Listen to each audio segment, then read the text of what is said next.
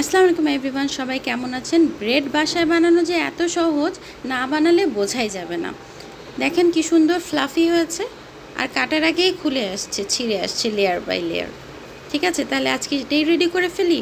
প্রথমে আমি গরম দুধ নিয়েছি, হালকা গরম, কুসুম কুসুম গরম। এটার মধ্যে দিয়ে দিচ্ছি 2 টেবিল চামচ ইস্ট, তার সাথে অ্যাড করে নিচ্ছি 2 টেবিল চামচ সুগার, 2 টেবিল চামচ বাটার দিয়ে খুব ভালো মতো মিশিয়ে 10 থেকে 15 মিনিট ঢেকে রেখে দেব। দুধটা গরম আছে, ইস্টটা এমনিতেই অ্যাক্টিভ হয়ে যাবে।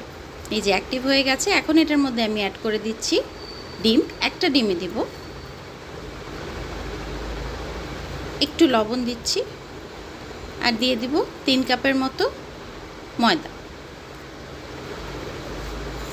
খুব ভালো মতো এখন মিশিয়ে নেব, মিশিয়ে একটা ডো তৈরি করে নেব। ডোটা কিন্তু বেশ আঠালো হবে। এই যে আঠালো ডোয়া হয়ে গেছে, এটার উপরে জাস্ট একটু অয়েল ব্রাশ করে আমি রেখে দিব। আমি মাইক্রোওয়েভে রেখে দিচ্ছি। দেখেন কি সুন্দর ফুলে গেছে। আবারও ডোটা বের করে খুব ভালো মতো মথে নেব। আমি দুইটা একটু কালার অ্যাড করেছি, কালারটা ইচ্ছা, অপশনাল, না করলেও হবে। এভাবে আমি জাস্ট একটু পেঁচিয়ে আমি একটা প্যানের মধ্যে দিয়ে দিয়েছি, মোল্ডের মধ্যে।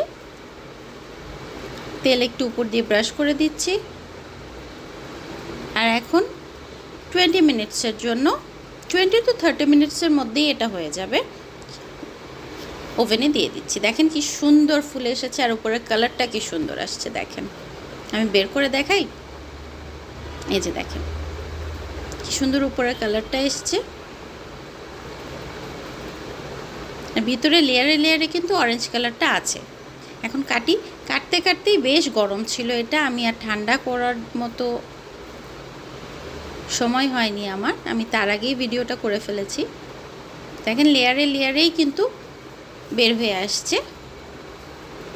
অনেক গরম, ধরতেও পারছি না হাতে, ভিতরে কিন্তু কালারটাও আছে। দেখেন কি সুন্দর ফ্লাফি হয়েছে। কেমন লাগলো রেসিপিটা জানাবেন। Thank you.